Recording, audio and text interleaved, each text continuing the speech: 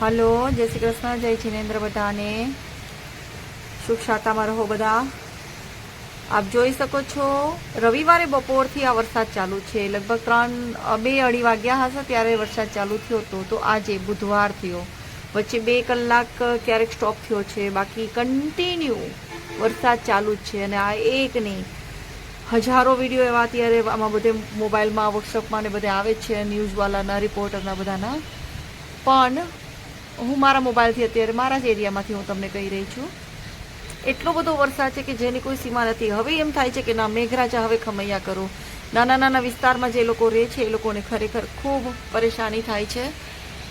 તો મહેરબાની કરી, નગર પાસે જે પાછળના ઢાળિયામાં જે નારાયણનગર કરીને છે, ત્યાંથી મારી એક ફ્રેન્ડ રહે છે। હું તમને એમનું એક ઘરનું એમને શૂટિંગ કરીને મોકલ્યું છે, આમાં એડિટ કરું છું।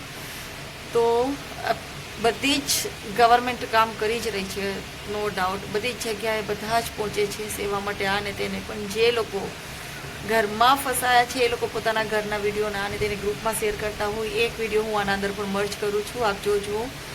એ માણેકનગરનું છે, ત્યાંથી ગુલાબનગર, પછી ગ્રીન સિટી, અનેક એરિયામાં જેના નામ લેવા, પટેલ પાર્ક, પ્રગતિ પાર્ક, એ બધા જ એરિયા આખા ગળાડૂબ પાણી સુધી આવી ગયા છે અને લોકો ઘરમાં ફસાયેલા પડ્યા છે। 2 માળ સુધીના બિલ્ડિંગ ડૂબી ગયા છે। અત્યારે મોરબીની જળ હોનારત યાદ આવી જાય, જ્યારે હું નાની હતી અને 79માં ઓગસ્ટ મહિનો હતો, એ પણ 11 તારીખ હતી, અને જે જળ હોનારત હતી એ અત્યારે કોઈ પણ દ્રશ્યો અત્યારે તમે આમાં જોવો છો તો એમ થાય કે રૂવાટા ઊભા થઈ જાય છે કે ના બાપા, બસ હવે બહુ થઈ ગયું, હવે મેઘરાજાને કહે મહેર કરો, હવે બસ કરો, હવે નહીં, હવે વરસાદ નહીં। કેમ કે એટલા લોકો હેરાન પરેશાન છે, કેટલા સગાવાલા, અંગતવાલા બધા।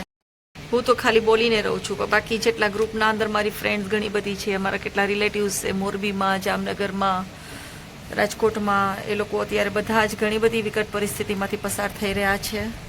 તો એ જોઈને જીવ બળે છે। ઈશ્વરની કૃપા કરીએ કે જેટલા ધન્યવાદ કરીએ એટલા ઓછા છે એમનો। આપણે જેટલો આભાર માનીએ એટલો કે આપણે એક સારી જગ્યાએ બેઠા છીએ, અપાર્ટમેન્ટમાં છીએ, અને ભગવાને આપણે ઘણું આપ્યું છે। પણ જે એવા નાના મોટા બિચારા ગરીબ માણસો છે, જે ઝોપડપટ્ટી બાંધીને રહે છે, કોઈ નાના એવા વિસ્તારમાં રહે છે, એ લોકોની હાલત સૌથી વધારે ખરાબ છે। સેવાવાળા કામો કરે છે અને એટલા લોકો સુધી પહોંચે જ છે, પણ છતાંય બિલકુલ બેઘર થઈ ગયા છે ઘણા લોકો। અત્યારે એક પરિસ્થિતિ છે જામનગરમાં। જય શ્રી કૃષ્ણ બધાઈને।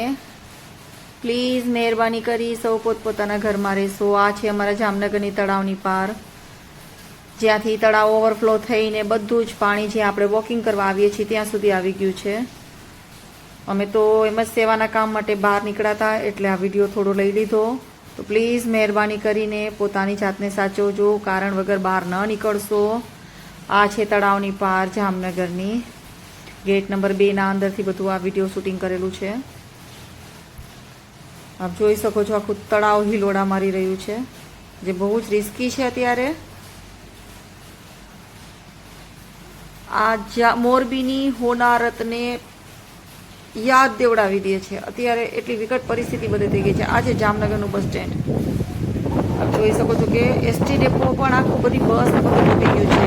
જે એસટી ડેપો થોડું નીચાણમાં છે, બરાબર છે, ત્યાં એ બધી બસો આખી રૂવાટા ઊભા થઈ જાય છે આ દ્રશ્ય જોઈને અત્યારે। કેમ કે અમે જ્યારે નાના હતા, જ્યારે જળ હોનારત આવી હતી, ત્યારે આ જે કન્ડિશન હતી અમે નજર સામે જોયેલું છે। એટલે પ્લીઝ બધા જ પોતાની જાતને સાવજો, કામ વગર ઘરની બહાર ન નીકળો।